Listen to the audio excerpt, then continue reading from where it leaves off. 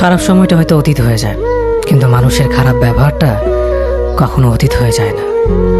শুধু নিজে থেকে কথা বলা বন্ধ করে দেখো, দেখবে অনেক আপনজন বড় হয়ে যাবে। আসলে কেউ আপন হয় না।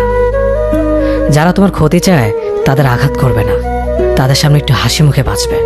দেখবে তুমি আঘাত করলে যা কষ্ট পেত, ওরা তার থেকেও বেশি কষ্ট পাবে। যত মিশবে ততই মানুষ চিনবে, অভিনয় যে কত প্রকার হয় তা বুঝতে পারবে। সবাইকে তোমার সত্যতা জানানোর দরকার নেই, যে যা ভাবে তা নিয়ে সমালোচনা করতে দাও।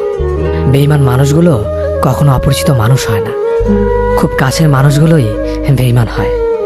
মানুষ চেনা শুরু করলে এমনিতেই বন্ধুর সংখ্যা কমে যাবে, এটাই বাস্তব।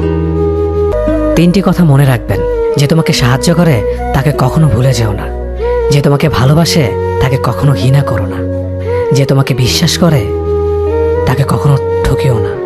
ধোঁকা একজনেই দেয়, কিন্তু বিশ্বাস সবার উপর থেকে উঠে যায়।